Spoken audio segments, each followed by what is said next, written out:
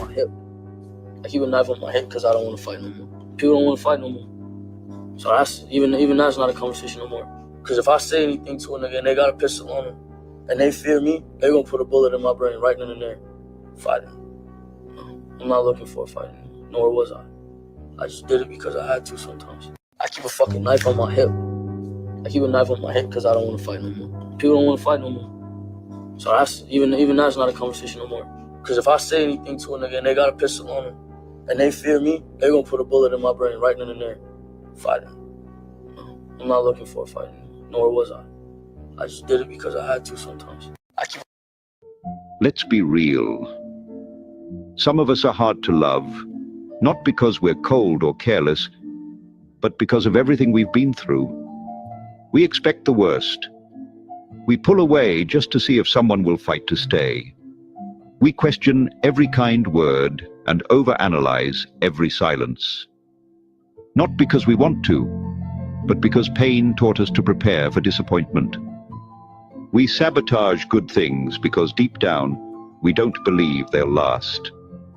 We require more reassurance, more patience, more love than most people are ready to give. And yes, we hate that about ourselves sometimes. But here's the thing. We're not broken. We're just protecting hearts that were never properly protected. We're still learning what safe love feels like.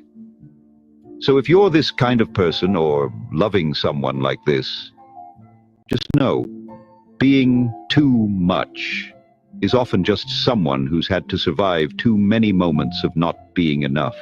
Be gentle with them and with yourself. I need to talk to you. I may be going away for a while. Not like a vacation. I come back in a couple of weeks. I did some bad things, and now I'm in trouble. I will help you. You'll help me? It ain't that kind of thing, buddy. You can't help me with this. You need to listen to your mother. You understand? Keep your lessons. Be a good boy. Remember, all I did was for you, to leave you with something better.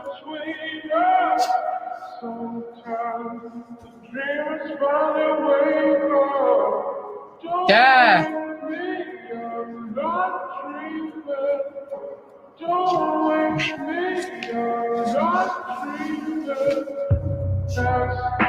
I need to talk to you.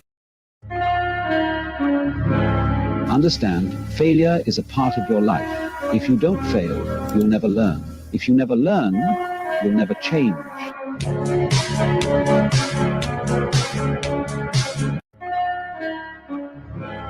Understand, failure is a part of your life. If you don't fail, you'll never learn. If you never learn, you'll never change. If you hold a gun, and I hold a gun, we can talk about the law. If you hold a knife, and I hold a knife, we can talk about rules.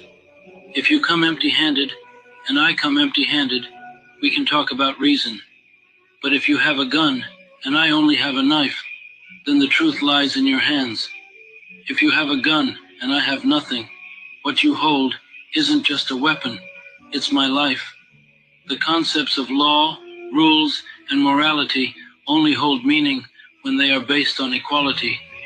The harsh truth of this world is that when money speaks, truth goes silent. And when power speaks, even money takes 3 steps back. Those who create the rules are often the first to break them. Rules are chains for the weak, tools for the strong. In this world, anything good must be fought for. The masters of the game are fiercely competing for resources, while only the weak sit idly, waiting to be given a share. If you hold a Hey, Lewis. How you doing, buddy? Talk to me about punching my son in his chest. Wait, what are you talking about? Go ahead. Take a look. I bet you didn't know about your husband's approach to parenting, did you? Did Jamar tell you what I found in his school bag? You do not slug a 13-year-old boy for carrying a little weed. Or what, you wait until it's a little smack? Did Jamar tell you that he shoved me first? Because you told him he was a worthless piece of dirt. I will not tolerate any kind of drug use under my roof. And I will not tolerate you demeaning and striking my son. Well, that sounds a lot like a threat to me, Lewis. I Good for your probation, buddy. Okay, Lewis, why don't you take Jamar back to your mom's? We're gonna talk about this in the morning. Jamar, why don't you pack a bag? You're gonna stay with your father for the weekend. No, how's he can afford to feed him? Jamar, just go pack. No, they both need to hear this. If Jamar disobeys me, if he disrespects me, I will discipline him any way that I see fit. And considering the fact that we can count on one hand the number of times that you've contributed to the well-being of your son in the past 4 years, I don't think you have a say-so here. You will not tell me how to raise my son! Go, please. Jamar's safe with me, I swear to you. That I was judgmental towards people that love me because,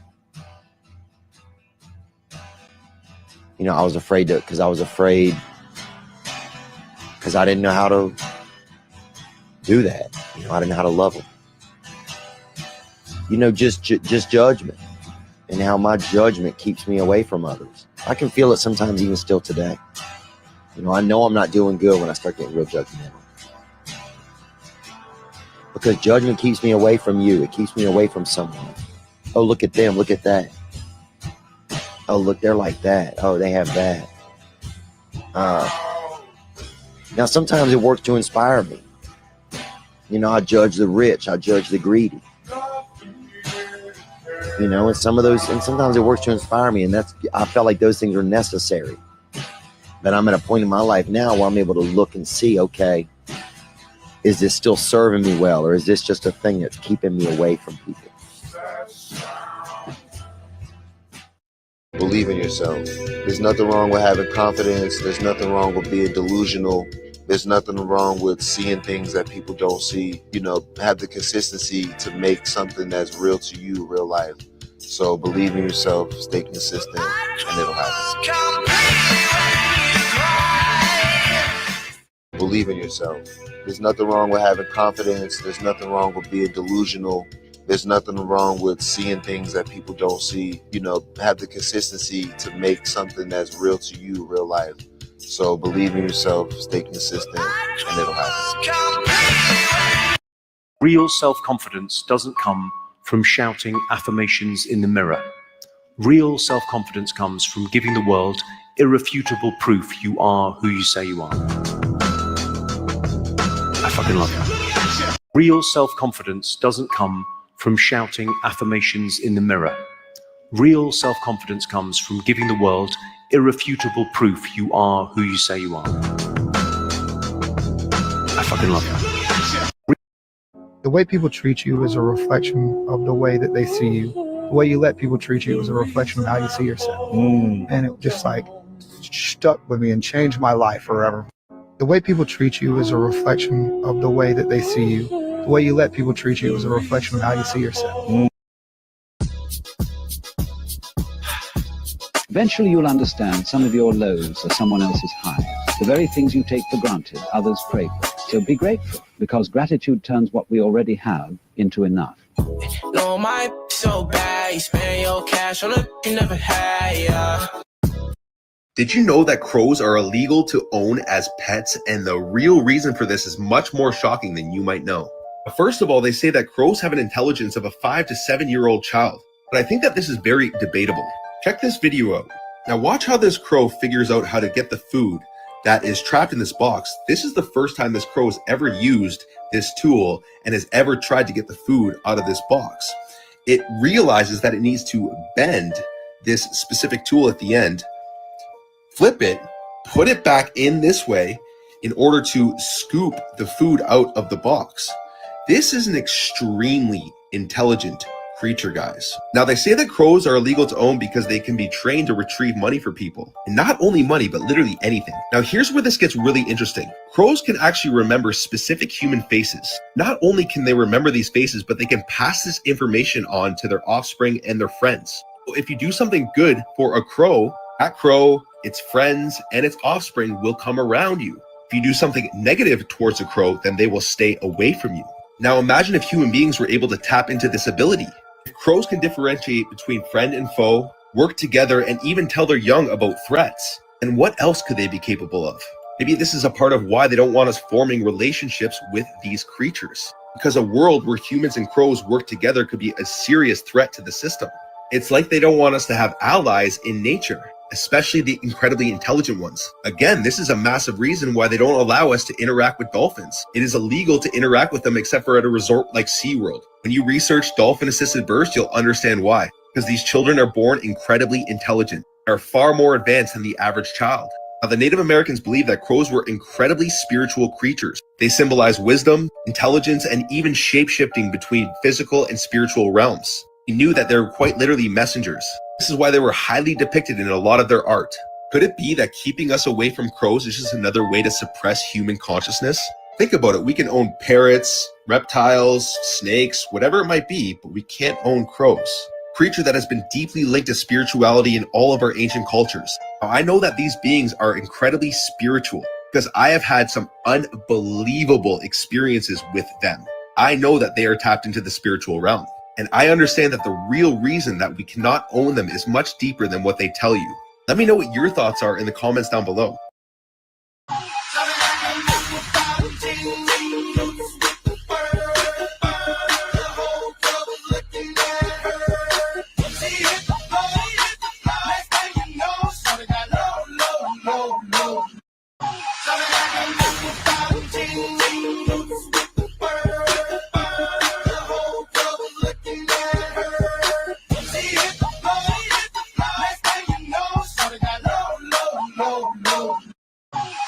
If you think mirrors are low-key creepy, you are not alone in that fear. Around the world, for thousands of years, people have been terrified of mirrors, not because of how they reflect you, but what might be looking back at you. Have you ever seen a mirror covered after someone passes away? Yeah, it's so that their soul doesn't get trapped in the mirror. Certain religions do that. Feng Shui says never put a mirror at the end of your bed because your soul might get confused while you're asleep and wind up in the mirror. In ancient Greece, they used to use mirrors to contact the dead, and sometimes the dead spoke back. And that brings us to the demon mirror. The mirror is so terrifying that the Vatican has to keep it locked underground in the secret archive. Demon mirror is claimed to be carved from obsidian, which is volcanic rock that the Aztecs used to use to summon their god. The gag with the demon mirror is it doesn't summon anything, it shows you your death, or worse, it shows you your shadow self. They say this mirror whispers in Latin, cracks during blessings, and then heals itself overnight. One priest decided he was going to be Billy Badass and stand in front of the mirror alone. He left the room with his eyes bleeding, mumbling, "It knows my name," and he was never the same. The Vatican classifies the demon mirror as a Class 3 infernal object, and it's in a lead-lined vault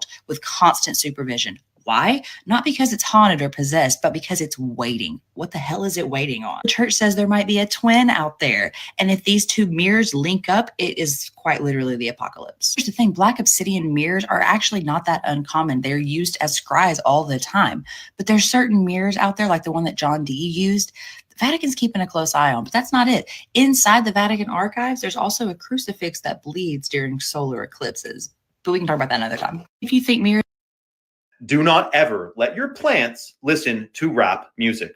Wait until you hear this. You're going to say, what the Sam Dam's going on? It's shocking. Okay, so this all started with birds. Basically, as it turns out, when a bird chirps, the frequency and vibration of their chirps, you know how they chirp an hour or two before sunrise?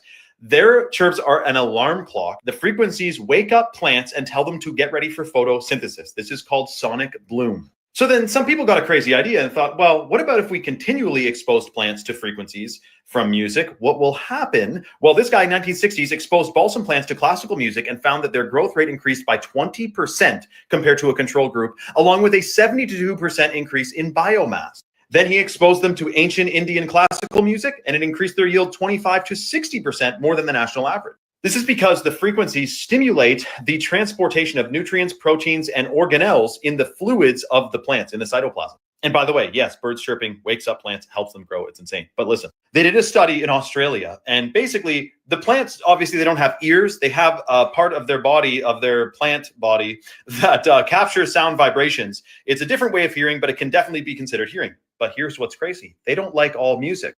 The favorable music genres include classical, jazz, meditation, singing bowls, violins, and symphonic orchestras. They do not like metal, hard rock, hip hop, techno, or high-pitched singing. We know talking to plants is good, but you could also pop a radio in there and put on a classical music station and boost your yield. Follow for more. Do not ever let your plants listen to rap music. Wait until you hear this. You're going to say, what the Sam Dam's going on? It's shocking. Okay, so this all started. Let me tell y'all about Princess Olga of Kiev. Princess Olga was a Viking. Now, her husband had inherited the crown. And when you inherit the crown, you inherit tributes, right? So her husband decides to go to the Drevlians. So her husband goes and collects tribute. And on his way back, he decides, you know something? I think they should give me more. So he takes only his private guard and he goes back to the Drevlians. They killed his guards and they captured him. And they took Olga's husband and they took 2 large birch trees and they tied them down and they took him and they tied his legs to these birch trees. And they cut the rope. These trees go this way and so does your body. The leader of the Drevlians decides, I am going to propose marriage to Olga. So he sends a boat to go meet Olga. And Olga decides in this moment, something snaps. So she tells them, listen, go into your boat, spend the night. We're going to have a feast. We'll send you back with the agreement. Olga got a bunch of people from her court and they dug a giant pit in the court. And then they go out and they carry the men in and they're all ready to go. And as soon as they get in there, they dump the men in the boat into this giant pit. And as Olga watches, they bury them alive. So what happens is Olga then says, hey, listen, sends her dispatchers to go back to the Drevlians and tell them, I want to accept this proposal. Your men are here and they're having a good time, but these are just basic men. Send me your nobles. They send their nobles to her. And they get to Olga and she says, I'm ready to accept, but I can't do it like this. I need you to be clean. And I'm going to let you use my personal bathhouse to take a bath and I'll do it. Giant wooden bathhouse. And they all go inside and they get ready. And when the last one gets in, they lock the door and they set the motherfucker on fire. She now sends another delegation to the Drevlians and says, I want to come meet you directly. And I'm ready to accept this. Them and myself, we're going to travel to the Drevlian capital to make this official. So now what happens? She then takes her army and says to the Drevlians, meet me. I want to mourn my husband where he died. She does her mourning and then they start drinking mead and she doesn't stop it from flowing. I mean, they've got mead going. The other army gets wasted. Her men come and massacre them. So what does her and her army do now? She allows them to flee into their capital city. She begins to do a siege. After a month, the siege isn't broken. So Olga decides, I'm going to end this. And she says, here, you are going to starve in there eventually. I'm going to forgive you and we're going to go home. But first, I want a tribute. And she said, I want 1 sparrow and 1 pigeon from every household. They decide to do that. And that night, Olga ties sulfur and cloth to their claws, to their talons, and releases them. And what does every single pigeon and sparrow do? Goes right back to those wooden houses in their nests. And what happens when that sulfur and that cloth ignite? Little embers start. And it burned the capital to the ground. Let me tell y'all about Princess Nintendo. Come the fuck here. Cause what the fuck is this? What do you mean they're just good friends? This man's been leaving his day job every fucking day to save this fucking bitch from Bowser. And they're just good friends? Just good friends? Fuck! That man is leaving his plumber job the bitch, I can't even speak! Every fucking day to save this bitch in a pink dress. This bitch in a pink dress! And this bitch talking about they're just good friends. What the fuck you mean? My whole life, I've been thinking these motherfucking bitches were madly in love, locked in. Bitch, I thought they were married. This motherfucker goes so hard for this bitch. He be saving her in every fucking chance he fucking gets. I thought they were madly the fucking love. Apparently fucking not to Nintendo. What the fuck? What the fuck you mean just good friends? What? Don't ruin my childhood like that, bitch.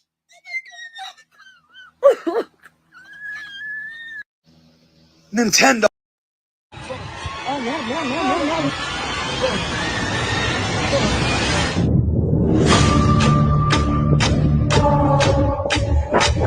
Okay, who keeps making these? Come here, I'm so serious. Bugs are evolving.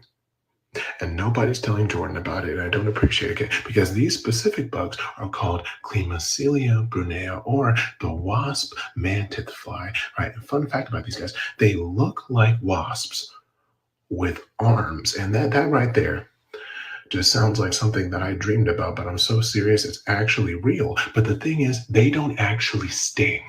They don't sting. They just look like they sting. And here's the thing, back it up. I don't appreciate it.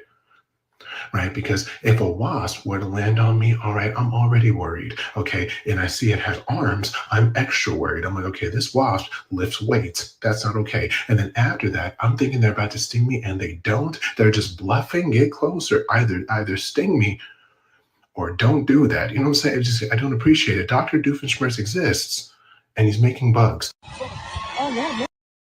All right, blind reaction. Would I drive in there? Okay, on a scale of 1 to 10, 10 being absolutely not, and 1 being why not? This so far is a 9. Yeah, man. All right, right now we're at about a 14.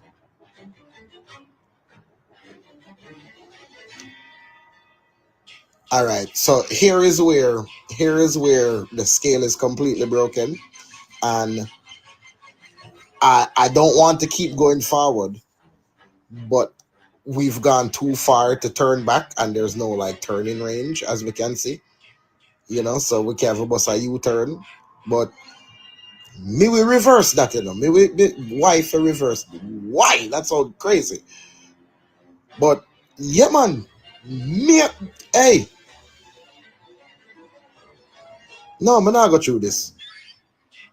I watch too much horror movie. I didn't even watch horror movie, bro. I just know say them thing. I'm not like a cave diver. You see me? Yeah, I'm not do that. Me drive around.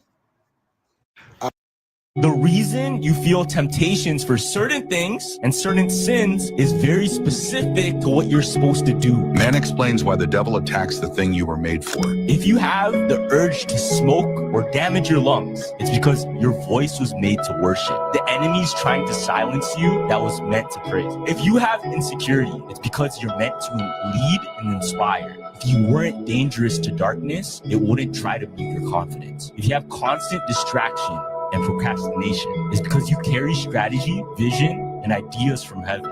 The enemy delays you because he can't stop you, only you can. If you have an addiction to lust or pornography, it's because you carry a deep capacity for intimacy, covenant, and healing. Perverting love is how Satan prevents true restoration. The reason you feel temptations for certain things and certain sins is very specific to what you're supposed to do. Man explains why the devil attacks the thing you were made for. If you have the urge to smoke or damage your lungs, it's because your voice was made to worship. The enemy's trying to silence you that was meant to praise. If you have insecurity, it's because you're meant to lead and inspire. If you weren't dangerous to darkness, it wouldn't try to beat your confidence. If you have constant distraction and procrastination, it's because you carry strategy, vision, and ideas from heaven. The enemy delays you because he can't stop you, only you can. If you have an addiction to lust or pornography, it's because you carry a deep capacity for intimacy, covenant, and healing. Perverting love is how Satan prevents true restoration. See how they pour that in? It's kind of a double bucket.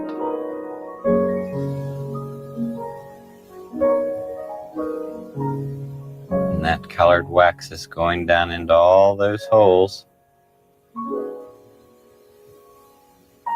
And a little later, each one of those holes will show a crayon coming up. The people wait for about 5 minutes for the yellow wax to get hard, and then they scrape off the top, which they'll melt and use again.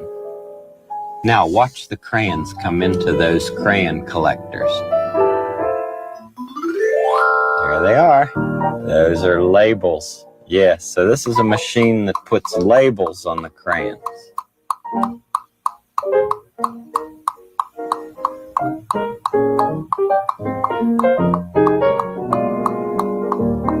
It's like a Ferris wheel, isn't it?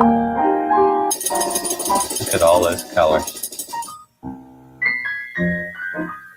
Beautiful.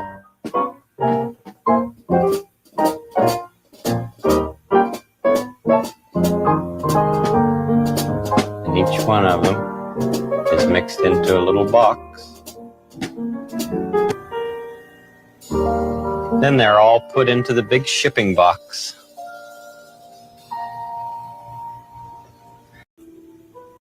Dude, why are deliveries on a ship called cargo, but in a car, it's called a shipment? Ryan, can I not just get 1 second to eat a frickin' sandwich? If one teacher can't teach all subjects, why is one child expected to study all subjects? Are oranges named oranges because oranges are orange? Or is orange named orange because oranges are orange? Did you seriously just say orange 8 times in one sentence and it actually makes sense? Bro, what happens to the car if you press the brake and the accelerator at the same time? Does it take a screenshot? Dude, the youngest picture of you is also the oldest picture of you. You know what would be perfect for you, Ryan? A Snickers. Because, well, you know why. If we have watermelon, shouldn't we also have fire melon, earth melon, and air melon? The Ella melons. Really? He's the favorite? Dude. 5 million. Cash. Take it.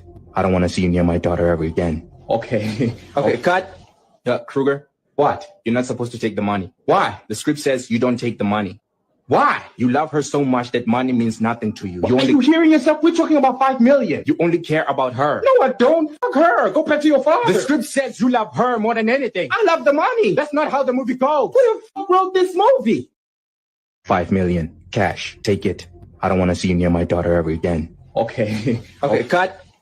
Kruger. What? You're not supposed to take the money. Why? The script says you don't take the money. Why? You love her so much that money means nothing to you. Are you hearing yourself? We're talking about 5 million. You only care about her. No, I don't. Fuck her. Go back to your father. The script says you love her more than anything. I love the money. That's not. Where you going? Where you going? I'm going to the store. Oh, okay.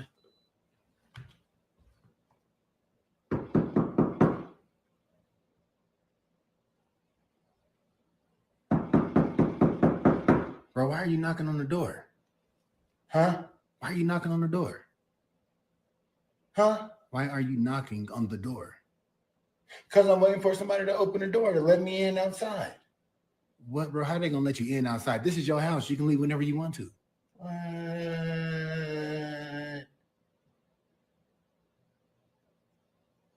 Don't be trying to tell me how to live my life, bro. I'm not. I'm going to just let myself out.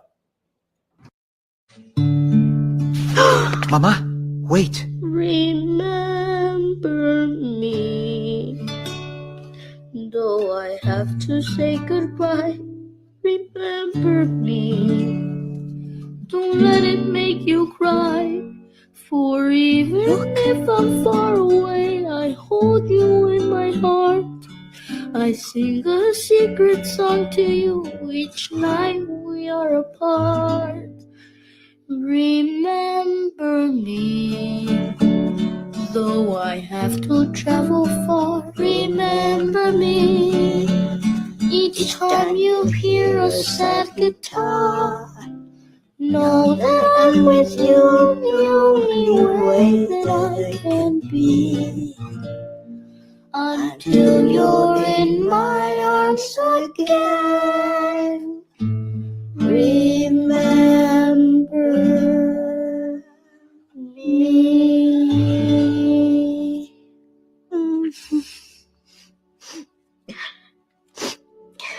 Elena, what's wrong, Mika? Nothing, Mama. Nothing at all.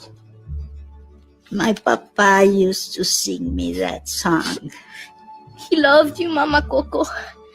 Your papa loved you so much.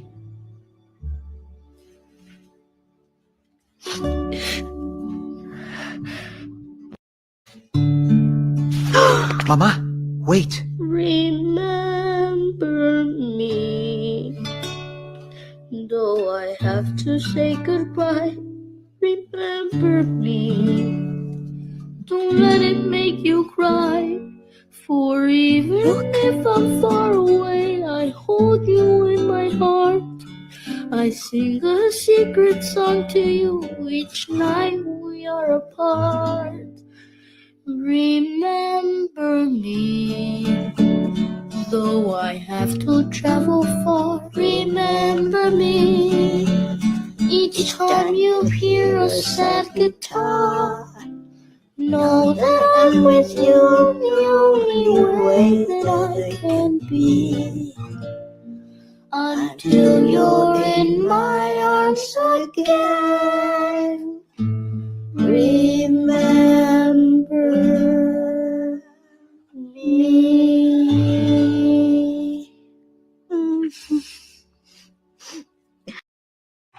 Whoa. Oh my God. Open it. Open it up. God. I love you. I love you. Whoa.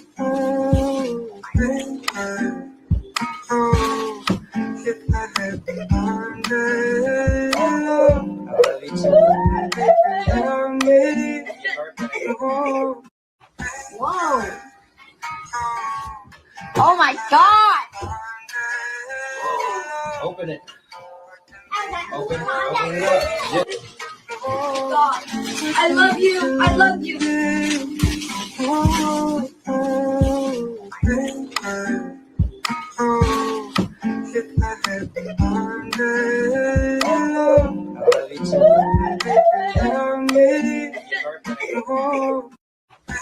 I said it before and I'll say it again. Life moves pretty fast. You don't stop and look around once in a while, you could miss it.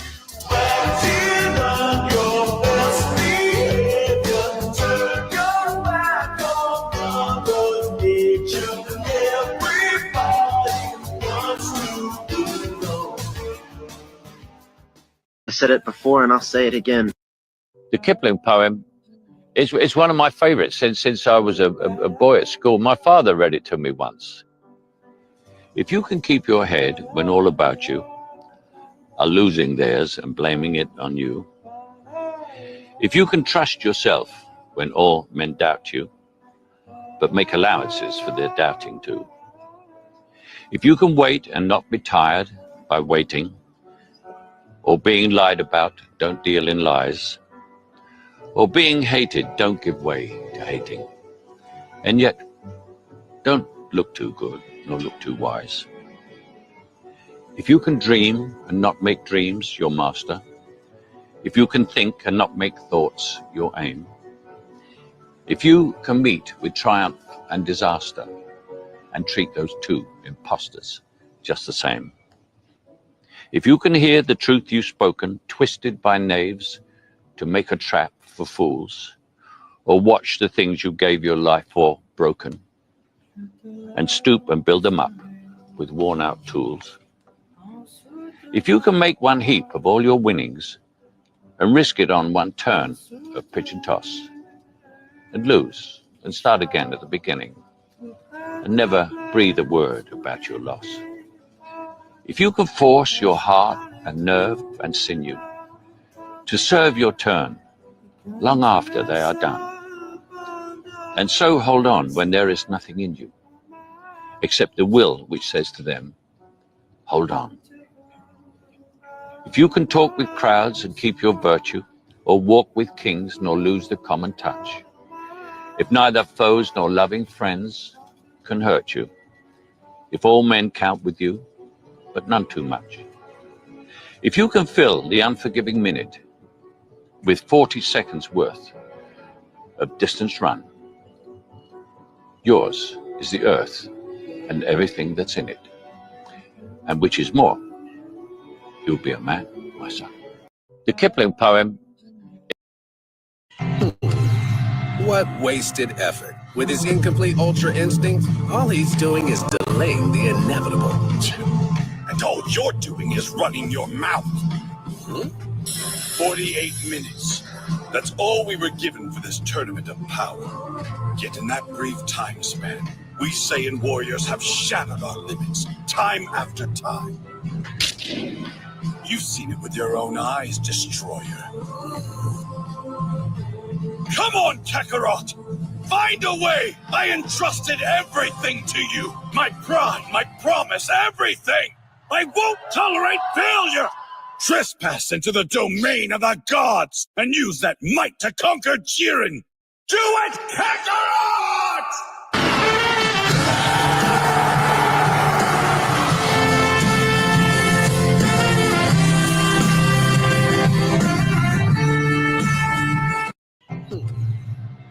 wasted effort. With his incomplete ultra instinct, all he's doing is delaying the inevitable. And all you're doing is running your mouth. 48 minutes. That's all we were given for this tournament of power. Yet in that brief time span, we Saiyan warriors have shattered our limits, time after time. You've seen it with your own eyes, Destroyer. Come on, Kakarot! Find a way! I entrusted everything to you! My pride, my promise, everything! I won't tolerate failure! Trespass into the domain of the gods and use that might to conquer Jiren! Do it, Kakarot!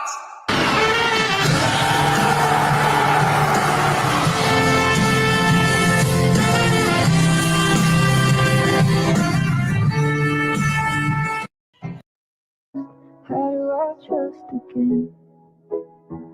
I stay up all night, tell myself. How do I trust again? I stay up all night, tell myself. A man who cannot control his own mind is bound to be controlled by others. Your greatest enemy is not the world, but the illusion created by your own mind. Even on the coldest day and the darkest night, your mind must remain steady. If you are not in charge, then your mind will trap you in a dreams of your own making, while reality slips further away. True peace, it can only be achieved by mastering your own mind and desires. I enjoyed every moment with you. Even though we ended on a rough note and you're no longer part of my life, I still catch myself revisiting the memories we made, the laughs, the late talks, the little things. I don't carry regrets. What we had, for better or worse, helped shape who I am today. Now, I choose silence, not out of bitterness, but peace. Things didn't go the way I dreamed, but they taught me strength, patience, and how to let go. I've grown from the pain and I've healed in quiet. For that, I'm thankful. I enjoyed every moment with you. To be loved by your siblings is to be known completely. They are the only ones who truly understand what it meant to grow up in your house. They understand the unspoken rules, expectations, and the dynamics that shaped you.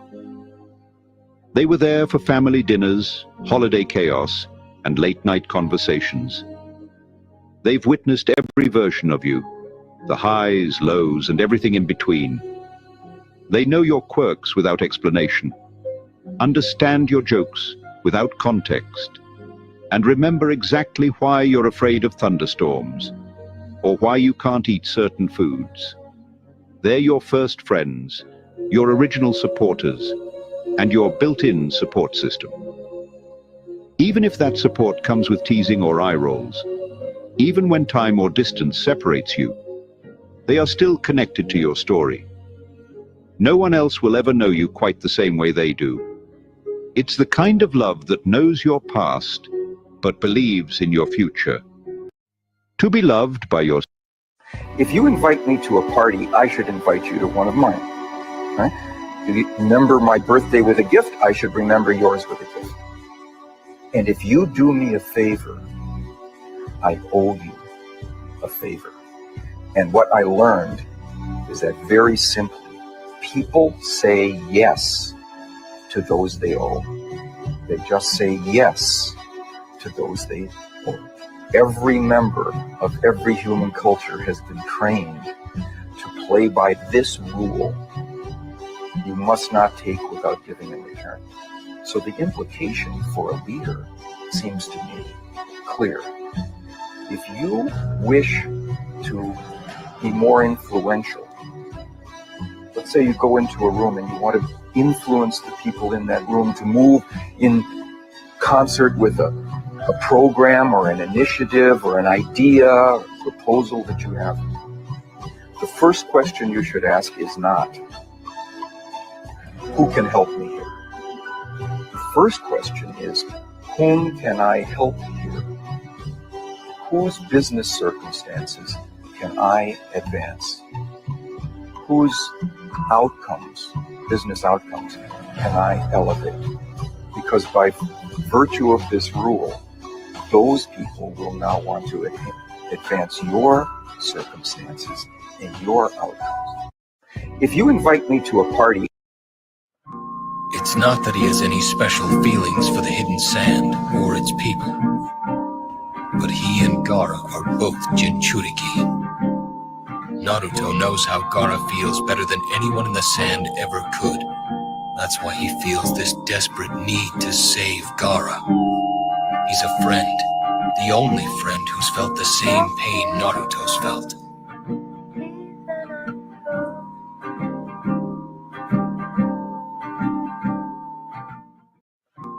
It's not that he has any special feelings for the hidden sand or its people, but he and Gaara are both Jinchuriki. Naruto knows how Gaara feels better than anyone in the sand ever could. That's why he feels this desperate need to save Gaara. He's a friend, the only friend who's felt the same pain Naruto's felt.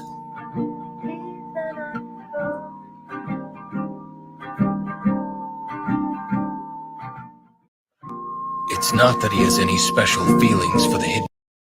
Everybody loves a hero. People line up for him, cheer them, scream their names, and years later they'll tell how they stood in the rain for hours just to get a glimpse of the one who taught him to hold on a second longer. I believe there's a hero in all of us that keeps us honest, gives us strength, makes us noble, and finally allows us to die with pride, even though sometimes we have to be steady and give up the thing we want the most, even our dreams. Everybody loves a hero.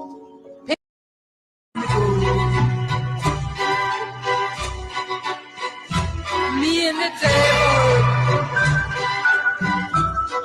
walking side by side.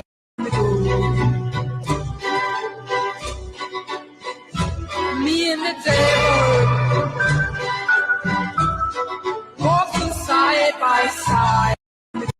What do you become when there's no light left to follow? Most people break, some hide. But the warrior, he becomes the light. He doesn't walk with crowds, he doesn't speak to be heard. He moves like a shadow but burns like a star. He doesn't chase power, he carries purpose. When the sky collapsed, he didn't run. He stood still, so others could rise. You won't see him celebrated. You'll see him standing when no one else will. They thought the darkness would win, but they didn't account for him. The one who doesn't beg for light, because he became it. He fights not to conquer, but to protect what's sacred. He doesn't speak of hope, he embodies it. So when you hear nothing, but feel everything shift, that's him. The warrior with no title, no crown, no audience, only mission. In a world drowning in shadows, he walks forward. Because the light was never afraid of the dark.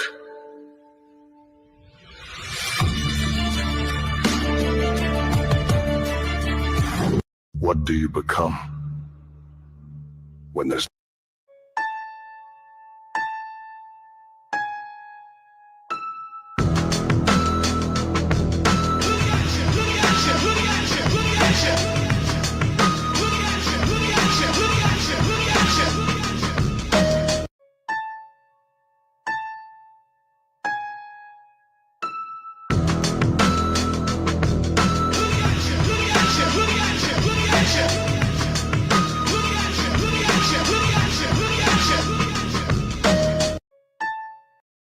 The strongest revenge is no revenge. Here are 7 stoic methods to destroy your enemies without lifting a finger. 1. Stay silent. Marcus Aurelius said, "Waste no more time arguing what a good man should be. Be one. Let your results speak, not your mouth." 2. Walk away. Nothing weakens a man more than chasing conflict. Your silence will haunt them more than your words. 3. Kill with kindness. Kindness disarms the weak and reminds them they can't break you. 4. Outgrow them, level up so high they can't even reach you. 5. Stay calm under attack. A calm mind drives your enemy insane. 6. Never explain yourself. Strong men don't justify, they show through action. 7. Let time expose them.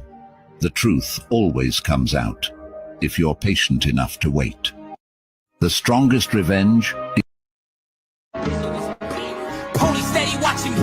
Every day they clocking me. Red alert, I'm the dangerous. I keep that Glock on me. And they ain't looking for no trouble. I'm just looking out for me. Cause I done did shit the niggas ain't talking about no rapping beef. Boy, I'm talking tragedy, masses, casualties, shit that I can't even. Police steady watching me. Every day they clocking me. Red alert, I'm the dangerous. I keep that Glock on me. And they ain't looking for no trouble. I'm just looking out for me. Cause I done did shit the niggas ain't talking about no rapping beef. Boy, I'm talking tragedy, masses, casualties, shit that I can't even. And another friend who was using crutches. As soon as they went up the stairs, PJ shot Tevin twice in the chest, for a reason that would soon be revealed.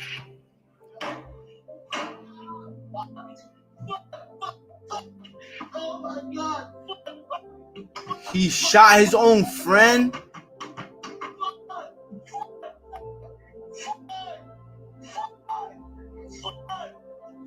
No.